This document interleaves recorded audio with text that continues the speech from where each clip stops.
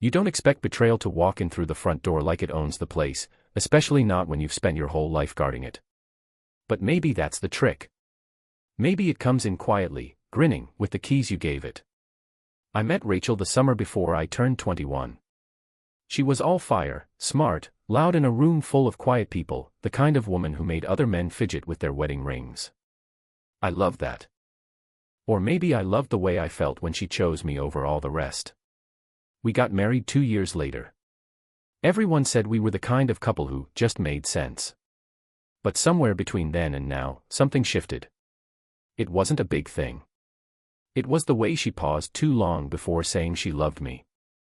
The way her eyes danced when she mentioned her coworker Caleb. He was the funny one at the office, the guy who got everyone. I didn't care much until I noticed how often his name came up, once or twice in passing, then 3 or 4 times a day. That's how it starts, like a song you don't remember liking that suddenly won't stop playing in your head. I tried to shake it. Jealousy isn't my thing. My dad was the jealous type, fists through walls, checking mom's phone when he thought she was in the shower. He died lonely and full of regrets. I always told myself I wouldn't turn into him. Still, one night, I waited up for her. Just to see. She was working late again, the 3rd time that week. She came in smelling like cheap motel soap. Said she was at a team dinner, which, sure, maybe she was. But there was a receipt in her purse the next morning. A bar in a part of town her company wouldn't be caught dead in. I sat on the edge of the bed for an hour with that little slip of paper in my hand. When I asked her about it later, she shrugged. "Oh, I stopped there with Caleb and Maria for one drink after," she said. Why? I didn't answer. I didn't know how. But the truth is, that wasn't what broke me. The worst part wasn't the possibility she was cheating. It was that I could imagine it so easily, the laughter, the dim booth, the way she probably leaned in closer to Caleb than she ever did to me anymore. Still, I wasn't ready to believe it. Not yet. I started doing stupid things. Picking fights about nothing.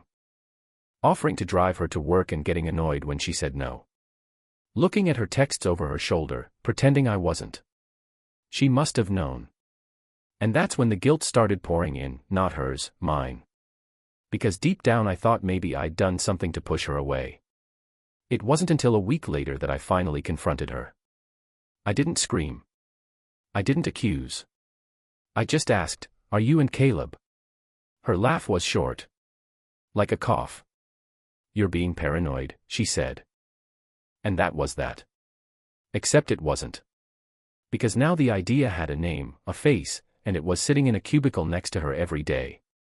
I thought things couldn't get worse. Then I noticed she stopped answering texts from my brother. That's when the floor dropped out. My brother, Derek, had always been the golden one. Bigger than me, louder than me, the kind of guy who could smile his way out of a speeding ticket. We'd been close once. Not best friends, but blood. He stood next to me at my wedding and gave the kind of toast that made everyone laugh and cry in the same breath. After college, he floated from one job to another, always landing on his feet. The kind of guy who borrowed money with a wink and paid it back only if you reminded him twice. Still, he was family. And Rachel liked him. Maybe a little too much, now that I look back. They always got along. Too well, maybe. But I didn't see it at the time. I used to think it was nice, the way she laughed harder at his dumb jokes than mine. The way they talked about music I didn't care for. I chalked it up to harmless chemistry, that little glow some people have around each other, even when it means nothing. Then one day he stopped coming around. No warning. No excuse. Just silence. I texted him. "Everything good?" He replied, "Busy week." All good, man.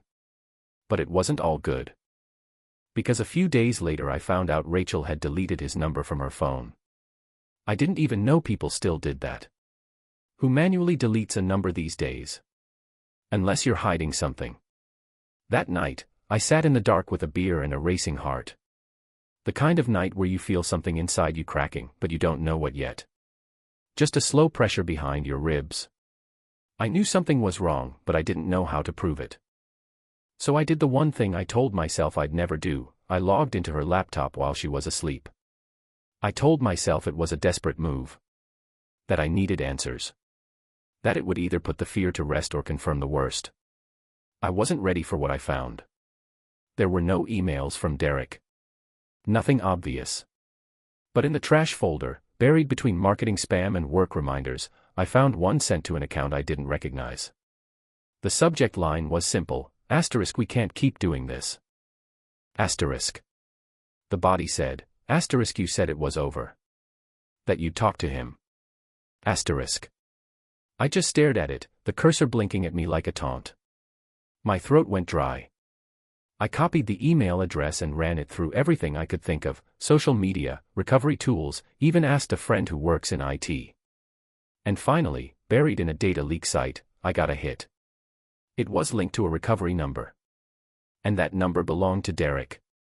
I didn't sleep that night. I lay there next to her, staring at the ceiling, feeling like my entire marriage was a lie stitched together by birthdays, bills, and shared calendars. I couldn't believe it, and yet, somehow, I could. That's what wrecked me most. That some part of me had always known. I watched Rachel breathe, her face relaxed in sleep. I wondered if she was dreaming about him. My brother. How do you even start to process that? It's one thing to suspect your wife is cheating. It's another to discover she's doing it with the men who used to share your bunk bed growing up. The same guy who broke your arm during a football game when you were kids and carried you all the way home afterward. He'd helped me move into this house. We painted the guest bedroom together. And now he was screwing my wife. That morning, I didn't say anything. I couldn't. I had to get my thoughts straight, or I was going to explode and say something I couldn't take back. I went into work and sat in my car for an hour before I could force myself to go inside. Everything around me felt fake, my job, my coworkers, my stupid screensaver with Rachel and me grinning like idiots in Cabo. I texted Derek. We need to talk. Just us. It took him 3 hours to respond. Derek, everything okay? I wanted to type, no, you son of a bitch, everything is not okay. But instead I just said. You free tonight? Derek, sure. Your place. He didn't even hesitate. That pissed me off more than anything, that he could be so casual about it. I almost canceled. But I needed to see his face when I said it. I needed to know. When he showed up, Rachel was out at yoga. That part was real, ironically. She always went Thursday nights, always came home flushed and calm, like the guilt had been sweat out of her pores. Derek walked in like it was just another night. He even brought a six-pack. Hey, man. You all right? He asked, eyes darting. He looked nervous, I'll give him that. Not like someone who knew he'd been caught, more like someone who sensed the ground shifting beneath his feet but didn't know why. I didn't make small talk. I just held up a piece of paper. I'd printed the email. This you? I asked. He read it, face draining like the blood had gone somewhere else. His jaw twitched. That was all the answer I needed. How long? I asked, voice calm. Trey. How long? He exhaled. 8 months. I nodded. 8. Not 2. Not 3. *8. Asterisk that meant anniversaries. Vacations. Birthdays. All of it, fake. Why her? I asked. He shook his head. It wasn't planned. It just happened. God, I hate that phrase. Asterisk just happened. Asterisk like love is an oil spill. Like falling between my wife's legs is some kind of accident. I trusted you, I said. I know. No. You asterisk don't. Asterisk you never gave a damn about me, did you? Not really. That's not true. You lied to my face. You came to my house. You ate my food. You held her hand under my goddamn roof. He didn't say anything. You could have told me, I said. Either of you. At any time. But you wanted it both ways. She wanted to tell you. I looked up sharply. That was something I hadn't expected. She said it wouldn't be right to keep lying. That it was killing her. I laughed. I couldn't help it. Killing her. She still sleeps like a baby. It's killing me, Derek. I didn't want it to go this far. But it did. And I could see now that it always would've. There was no moral line for either of them. No moment when they decided to stop before it ruined everything. I didn't punch him. I didn't yell. I just opened the door and said, "You need to go. Now." He didn't argue. He took the beer with him. That night, Rachel came home, kissed me on the cheek, and said, "Smells like Derek was here." She smiled like that was funny. I nodded, said nothing, and went upstairs. I didn't know it yet, but the worst part wasn't behind me. It was just beginning. I thought after Derek confessed, I'd feel something like clarity. I expected rage, maybe even relief. But mostly what I felt was hollow. Like I'd walked into a room I used to love, only to find all the furniture gone and dust covering everything. I couldn't look at Rachel the same after that. Everything she did seemed staged. Every smile felt preloaded. I started noticing the way she checked her phone during dinner, the way her voice softened when she said my name. Not tender, guilty. And still, I didn't tell her I knew. I watched. You learn a lot by watching someone who doesn't know they've been caught. She still played the wife role perfectly. Made coffee in the mornings. Asked about my day. Even tried to initiate sex once, and I lied, said I had a migraine. I couldn't do it. Not with her hands. Not with her mouth. Not knowing where they'd been. I started digging. Not out of obsession. Out of survival. There was a moment, I remember this clearly, I opened the glove compartment of her car while looking for a flashlight. Inside was a folded piece of paper, tucked beneath the manual. It was a receipt from a motel. Dated 2 weeks earlier. Room 204. Paid in cash. The address was halfway between our place and Derek's. That broke something inside me. Because it wasn't just about the cheating anymore. It was about the lies they kept telling long after they didn't need to. When I confronted Derek, he said it was over. He said they'd ended it weeks ago. But that motel receipt said otherwise. They were still meeting. Still lying. Still laughing at me behind my back. I started documenting. Taking photos. Saving screenshots. I don't know what for. A lawyer maybe. Or just proof that I wasn't crazy. One night, Rachel left her laptop open while she showered. I know it's messed up, but I opened her messages. There it was. A hidden email folder under her work account, marked with a project name, Northfield Logistics. Not real. Just a placeholder. Inside were dozens of emails to Derek. Not romantic. Practical. Precise. Like planning a merger, not a life together. Talk of rental listings. Does this neighborhood feel safe enough? Talk of bank accounts. I can't keep my savings tied to him forever. Talk of me. They called me the obstacle. One message just read. He's not dumb. I think he suspects something. Another. We need to be careful. He could ruin everything if he finds out before we're ready. Before we're ready. They weren't ending it. They were planning their life, together. Without me. That night, I went for a drive. I ended up parked outside Derek's building for over an hour, lights off, engine running. I had no weapon, no real plan. Just this roaring inside me, like I wanted to throw a chair through the sky. But I didn't go in. Because I didn't want to end up in jail for them. I wanted to watch them burn from outside the building. A few days later, Rachel came home from work and handed me a bottle of bourbon. The good stuff. The kind she buys once a year, when something needs softening. She sat next to me on the couch, crossed her legs like she was posing for a portrait. I think we need to talk, she said. I stayed silent. She went on. Said she felt disconnected. That she'd been thinking a lot about the future. She asked if I was still happy. If I still loved her. I wanted to laugh in her face. But instead, I said, "Why do you ask?" She hesitated. Then she said, "I've been offered a transfer. Out of state. Same company, just a different division. It'd be a big step up, but it means moving." "Oh?" I asked. She nodded. "I wanted to talk to you first. See how you felt about relocating." There it was, the setup. She wasn't asking me to come. She was asking me to say no, so she could justify leaving. I said, "We should think about it."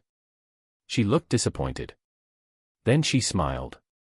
That fake, slow smile she saves for customers and liars. "Of course," she said. "Let's think about it." Later that night, when she was asleep, I pulled up the rental listings from their emails. The ones they'd been sending back and forth. One of them was in that same out-of-state city. She wasn't moving for work. She was moving with him. They were going to disappear, leave me holding the wreckage, probably hoping I'd take the hint and quietly let go. But I wasn't going to let them write the ending. I was going to write my own. The thing they never tell you about betrayal is how quiet it is. You expect screaming, door slamming, some kind of cinematic explosion. But the real damage? It's quiet. It's the way a plate dries in the dish rack after dinner for two becomes dinner for one. It's how her toothbrush stays in the holder, but you know she used his. I started building my exit like I was building a bomb. Carefully. Strategically. Not out of spite, but because if they were going to steal years from me, I wanted the moment I let go to hurt the way it deserved. So I played dumb. Rachel kept smiling, kept planning, kept measuring my reactions like a scientist checking her experiment. She'd mention apartments for fun, cities we'd never talked about living in.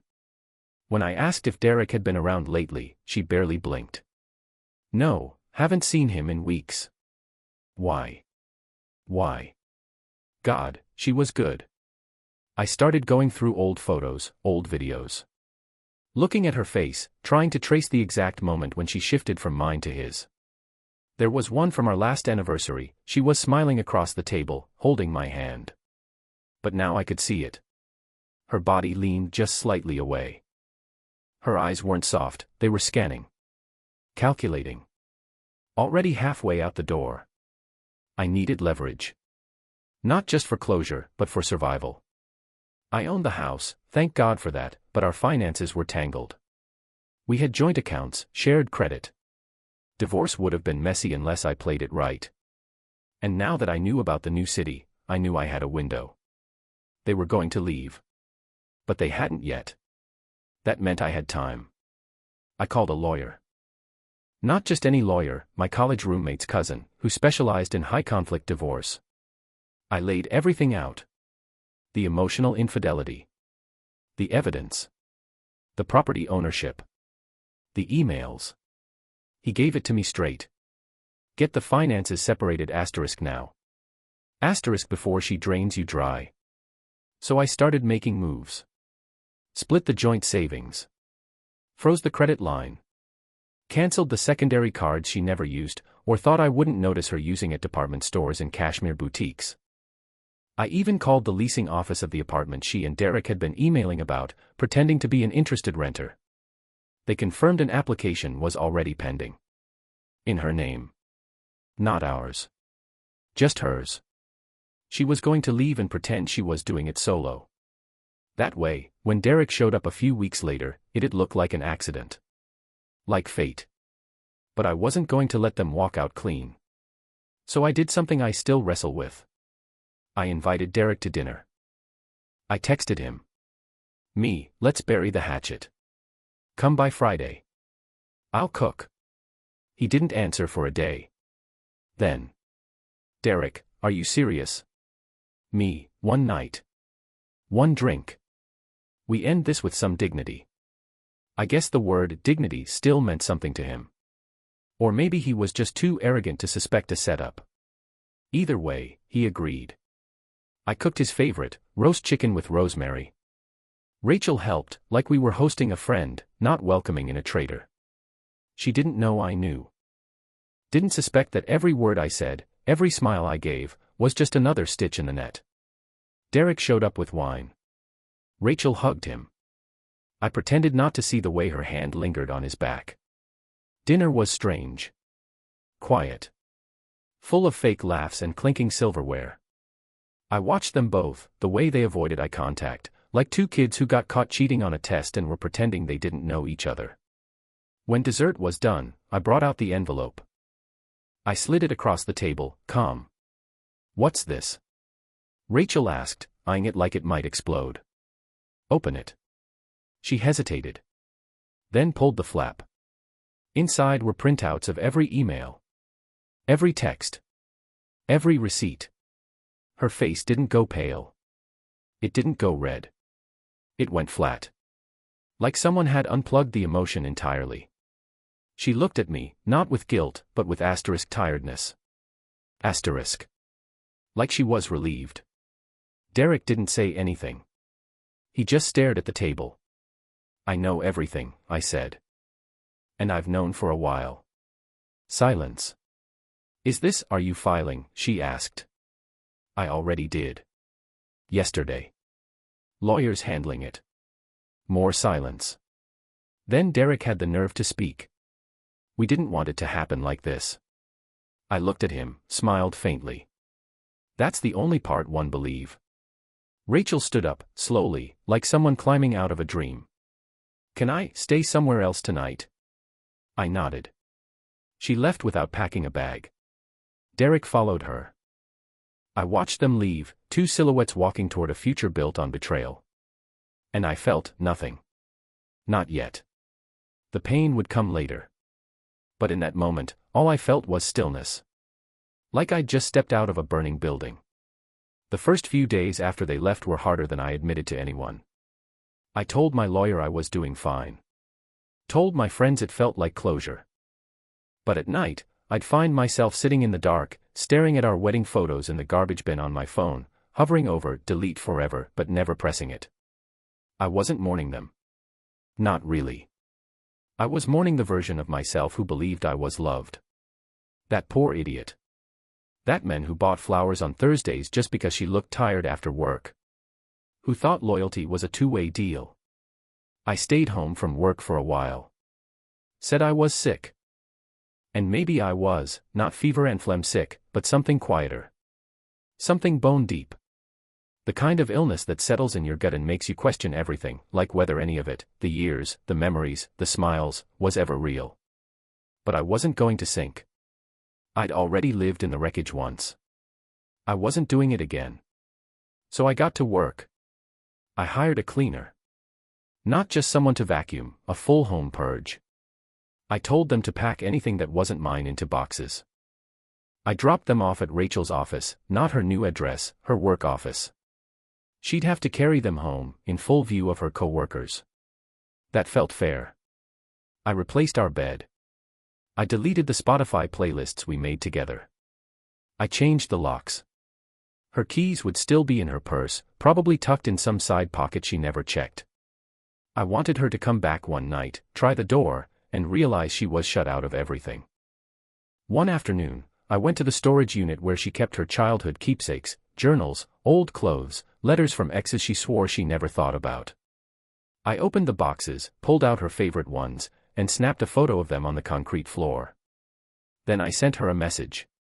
You have 72 hours to claim your things. After that, the locks change. If I find anything left, I'll donate it. Or burn it. Haven't decided yet. She didn't reply. But she read it. The read receipt glowed like a smirk. Then came Derek.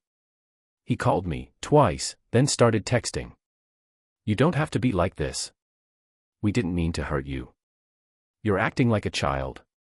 That last one got me. Because Derek always had that tone, like he was older, wiser, somehow above the mess even when he was the mess. So I replied. You're dead to me. Don't text again. And I blocked his number. But of course, people talk. Especially when drama's fresh and hot. Mutual friends started picking sides. Most went quiet, I didn't blame them. A few tried the neutral path. Man, I'm sorry, one said over lunch. I just didn't want to get involved. You were involved, I said. You stood next to me at the altar. You toasted to our forever. He didn't have anything to say to that. A week later, I saw on Instagram that Derek and Rachel had officially moved in together. Same city. New apartment. Same smiles, same bullshit captions. Asterisk, new beginnings. Grateful for the journey. Asterisk. I wanted to vomit. But I didn't comment. Didn't rage post. Didn't call them out.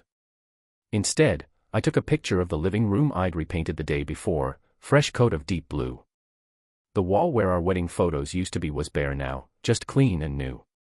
I posted it with one caption.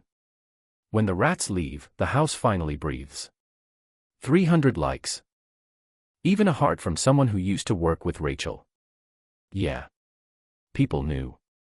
Then, late one night, I got a call from an unknown number. It was her. Rachel. Hi, she said, small. I didn't say anything. I just wanted to say. I didn't think you'd take it this way. This way. You were always so calm. I guess I thought, she trailed off. You thought I'd just roll over. I said. I thought maybe we could talk someday. After time. I almost laughed. About what? Your journey. Silence. Then she said something I'll never forget. I thought you'd fight for me. That knocked the wind out of me. Because that was her logic. She wanted me to claw, to scream, to make a scene, proof that I loved her, I guess. She wanted drama. A passionate monologue. A movie ending.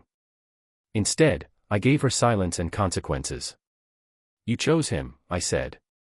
Yeah, but I wasn't sure. Well, I said, voice like glass, I am. And I hung up. That was the last time we ever spoke. It's been almost a year now. The divorce finalized cleanly, thanks to my lawyer and the prep I did. She didn't contest anything. Maybe because she knew she couldn't win. Maybe because Derek was footing her new bills, and she didn't need what little she could have scraped from me. She sent one last email the day the papers went through. I hope someday you'll remember the good parts. I did love you once. I didn't respond. I didn't even delete it. I just let it sit there, unread, in a folder marked asterisk dead things. Asterisk. The house feels like mine now. No ghosts, no echoes of her heels on the stairs, no scent of her shampoo on the pillowcases. I replaced the couch, the dining table, even the damned coffee mugs. It's not that I wanted to erase her, it's that I wanted the freedom to walk through my own life without tripping over what she left behind. Some days, I feel nothing at all. Others, it hits me, in the middle of folding laundry or hearing a song we once danced to in the kitchen. I remember how easily she used to smile at me. How safe I felt under her gaze. Then I remember that same gaze turned on my brother. My blood. The wound still exists. But it doesn't own me. Not anymore. I ran into Derek once. At a grocery store, of all places. He had a beard now. Tried to act surprised. Said my name like he expected me to punch him. I didn't. I just looked at him. Really looked. He didn't seem happier. He looked tired. Worn out. Like someone pretending to be content but always scanning the room to make sure he still had the upper hand. Rachel wasn't with him. He didn't ask how I was. Just nodded, like we were strangers who used to have something in common. He left his cart and walked out before I even made it to the frozen food section. Coward. Here's what I've learned. People will betray you. Sometimes the ones you trust most. Sometimes the ones who promise they'd never be like the ones who hurt you before. But the betrayal doesn't define you. How you survive it, asterisk does.